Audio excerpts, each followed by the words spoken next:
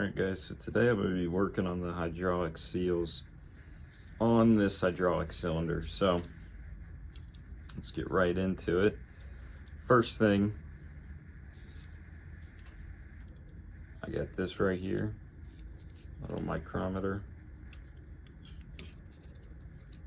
You sit here, find the measurements on this. So you're going to need these for when you're ordering these parts, but this has got a 2-inch rod, and then you got to measure the bore, which is going to be inside of this. So the way that this one works, this hydraulic cylinder, the seals are both in this little end cap right here. As you can see, these unbolt and it comes out right there. So we got to take this off, and then we got to measure the inside, and we got to see how many seals we're going to be replacing inside of there.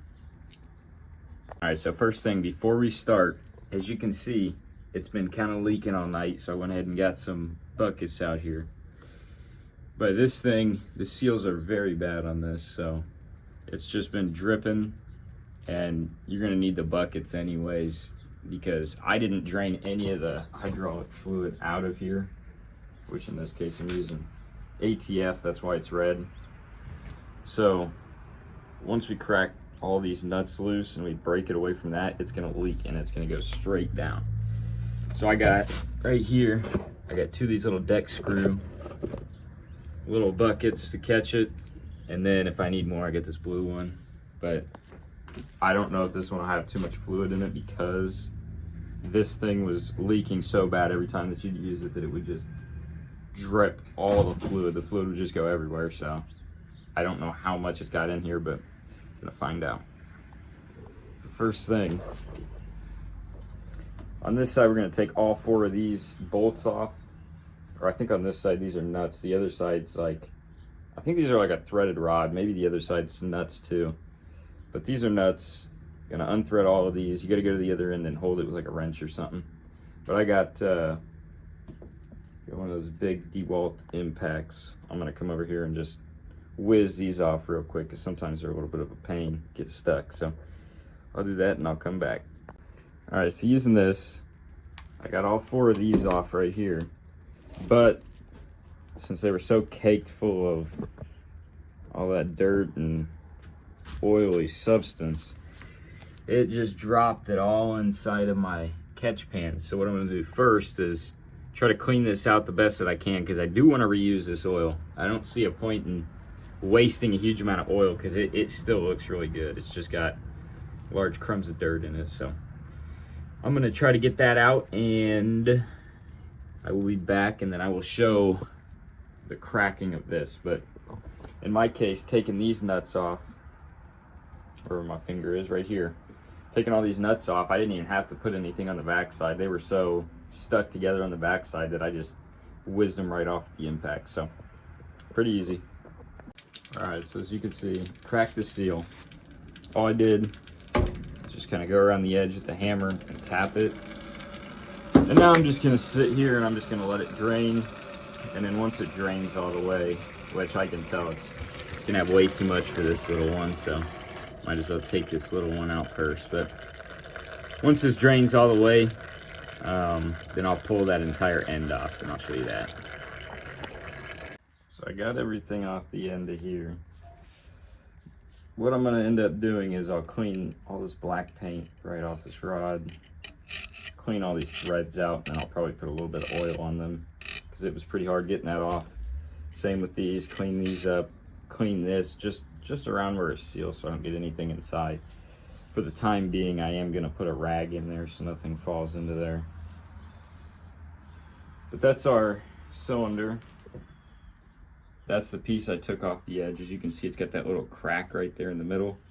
Sometimes it'll get stuck on the end of here, and you can just wedge like a screwdriver or like a pry bar or something in between it, and it'll spin a little bit more freely. All right, so coming over to these seals, it's important to not just go and start ripping them apart. You really want to see what kind of seals that you got in here. So up here at the top, it's very difficult to tell, but I replaced one of these seals already on, because this came off a dump trailer that it had 2 identical hydraulic pieces to it. So I can tell that this top one right in here, this is a wiper. Let me see where my wiper is. Okay, so it's this one. So this is what it's going to get replaced with. It basically, let me see if this will focus a little bit more. There we go. So it basically, the inside of this, the piston's going to scrape up against it, and it's preventing any dirt or anything from getting in. So this is the one that's going to go right there on the top. The next one is going to be, which then again, this can vary, so it's very important to see what style you have. But for this one, it's going to be this one. You can see it's got like this little O-ring that's coming through the bottom, and then on the inside it's kind of grooved. Same with the outside, it's kind of grooved. Mine, however, on the outside is not grooved as much as this is. So what I did with the last one is I just kind of shaved off this little lip on the outside, because mine did not have that, and it just made it too big for my piston rod to get through. So the way you can tell what you got in here, let me see if I got a pick over here. Right here. So the way you can tell with these, it's kind of like digging up dinosaur bones. You gotta kind of be careful. You come in here, you just kind of dig it up. You look at the way it's structured. This one you can't really tell that it's a wiper, but it is. All these outer ones are always going to be wipers, in my experience at least. But this bottom one down here, I kind of had to dig little pieces out of it, and then I had to piece it back together, which it took a little bit of time, but I was able to eventually very carefully dig it all apart, put it back together. But as you can see, there's my O-ring. So the O-ring, and I noticed which orientation it was. The O-ring was sitting on the bottom. So it was sitting down in here, and it wasn't visible from the outside, which means it was in the center of this thing, or it was on the outside of it. And then once you can identify what type it is, like maybe I can get this big piece out right here. Oh no, it's just gonna break on me. Yeah, this cylinder is these seals are very, very old. They just fall apart. But as you can see, here's the one that I'm pulling out. The outside of it, completely smooth. The inside of it, pretty smooth, but then the bottom, look at that. You can see that groove right in there. And that's where that O-ring sits. So it's important to identify what kind you have, because you don't want to buy the wrong ones. Me, I mean, maybe I could have gone a little bit better with this one, because the one that I just pulled out doesn't have this outer rib, and then same on this inside. It doesn't have this one or this one. So, you know, it is what it is. The inside ones, maybe it did have them, maybe they just wore down. It would make sense to me, but just makes it just a tiny bit too big. So I'm gonna go ahead and shave the outside of that, but first I'm gonna pull the rest of this old seal out, and then I'm gonna clean this very well. I'm gonna take a scraper, see if this will focus. I'm gonna take a scraper and just scrape all of this off of here, because once I put these seals in here, I do not want a bunch of dirt messing up my new seals, because then it will be completely pointless and I will be replacing them again soon. So now that the top's clean, as you can see, removed all this from the top. Not only did I go on this, around over there by the coupling where it goes into the hydraulic hose, but I also got this bottom side down here. And on the bottom side I had, let me see if I can get this out here real quick.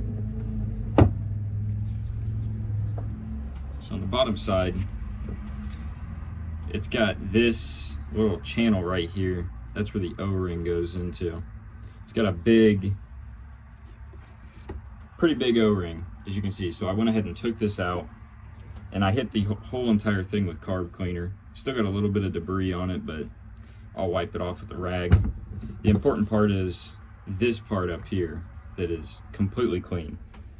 You do not want any trace of anything left in there, so you can take a rag or something and just run it around on the inside of these. That way it'll get a lot of that junk out of there. As you can see on the top, I got a little bit of something there, but I hit it with the steel wool and it didn't do anything, so hit it for quite a while and it seems pretty smooth, so it's gonna stay in there. I'm not gonna try to machine it or anything out of there.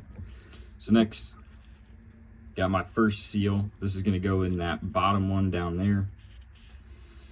And I went ahead and ground my edge flat, hit it with some of the same oil that it's actually gonna go into service with, which is that ATF. Use some of that waste oil over there, so it may be a little bit dirty, but I'm gonna wipe a lot of that gunk away. As long as there's no major particles or anything in there, then it should be fine. So what I found is the easiest to do is you kind of scrunch this up, you shove it in, you get it on that first side, and then it's nice to have some of these little pick tools. So I got these from Harbor Freight. A little cheap pick set, but they come in handy pretty often. Let me clean these off, they're really dirty. What I'm gonna do is I'm gonna sit here going around the outside edge, and I'm gonna try to get this entire thing worked into there. So once I go all the way around this edge and I work it all down, it should eventually sit in there pretty well, but it does take quite a while to get it in there sometimes. So once you get that top one on, or the bottom one on, the top one is a lot easier. What I found with this bottom one is I would crunch it like I was saying, stick it all the way in there and go past this hole, go down to like here somewhere, and then stick that back end that's still high, stick it up in the rib in that little groove, and then slowly pull the whole thing back up. And you'll get to the point where you get maybe a 1/4 inch section around here, whichever your last side is, that it'll be the hardest to get. And so what I did is take a pair of these needle nose pliers, get it from underneath, grab it, untwist it, and then you can stick a flathead screwdriver against it and you can kind of push it up. And then once you get it up in there, you can just come like this and you can push that O-ring and whatever else is in there.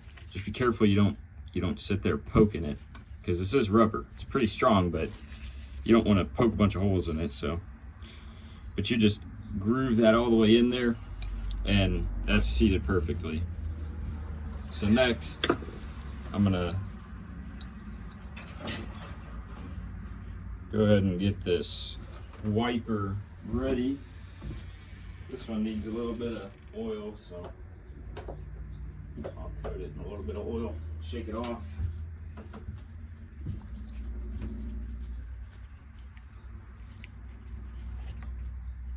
So yeah, this one is a lot easier. Only reason I didn't film the first one is because I got this on a vise, which if you don't have a vise, you probably need one, because these things are hard, especially that bottom one. The bottom one is just, you got to keep spinning the vise around, getting different angles on it. Okay, so I got this one mostly seated in. This is kind of the same thing that the other one down there did. It'll get this last little lip, and you just got to kind of apply a constant pressure to it, and at the same time you got to be careful. You just kind of press the entire thing down. So you see I got this little section. Little section's giving me problems, too slippery to grip it. So I'm gonna come in here with these pliers. I'm just gonna push it back just a little bit. Let's see if I can get that on camera. So as you can see, you just grab it with the pliers, kind of push the bottom in, and then push it down at the same time. And it's in. As you can see, we're not seated right here, so you're just gonna come back through and just wiggle this. It's likely caught on this top. There we go. Yeah, it's all the way seated in there. So now we're ready to go put this back on the other side. First, I do need to put this O-ring back on this bottom side, and I'm going to wipe this off just a little bit, because this seal is directly against the cylinder. So this is also really important, because you do not want this leaking either. So I'm just gonna clean up these edges real quick.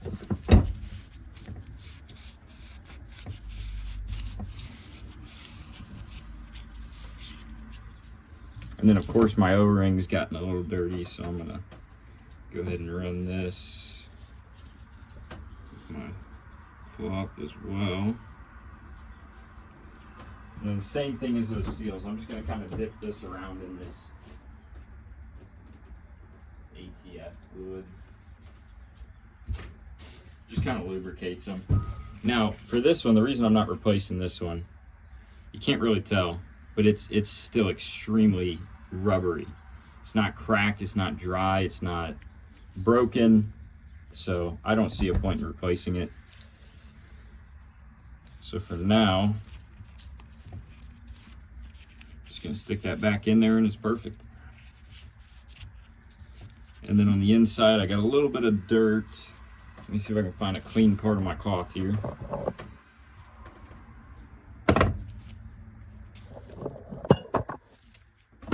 Spin this back around so you can see.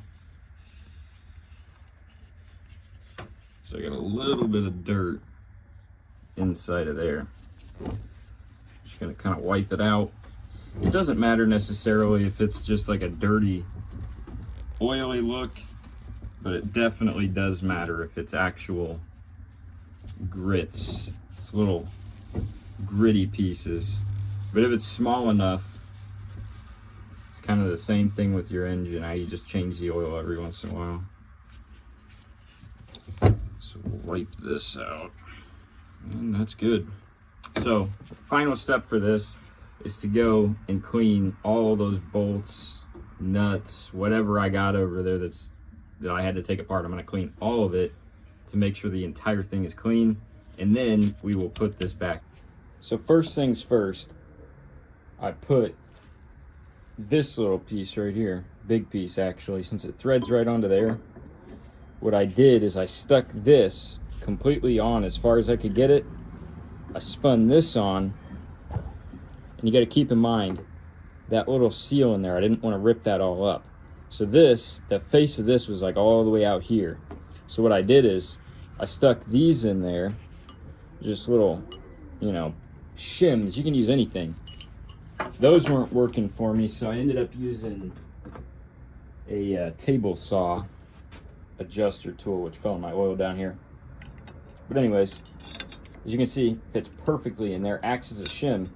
And what it does is it would barrier up against that wiper right there, so then the turning of this wouldn't sit there grinding that up, going all the way around grinding it up. So I did that. I would tighten it as far as I can. As you can see, it's got that little loop on it right there, and so I stuck a big screwdriver or a metal bar, whatever works the best. Just stick it in there, twist it until it wouldn't go anymore, and then I come in here with a hammer and I tap on these corners. You want to go opposites, keep going like that. It'll slowly work it in. It's kind of a process, especially these seals were super tight. The other ones that I had were not that tight. They did not put up as much of a problem as this did, but it got all the way in there. And as you can see, metal bars coming all the way past the wipers there, and there's no gap on this other side. So right in here, there's a little bit of a gap, but it's going to get tightened up whenever I put all these nuts. I'll put all 4 of these nuts on, and then I'll make sure this thing's super tight, make sure there's no leaks, no gaps in there that it could leak from. And then yeah, I mean, I'll put this on, put this bolt back in here. Everything's pretty much good to go. It's good to install back on the trailer. So that's it for this, and hope you guys enjoyed.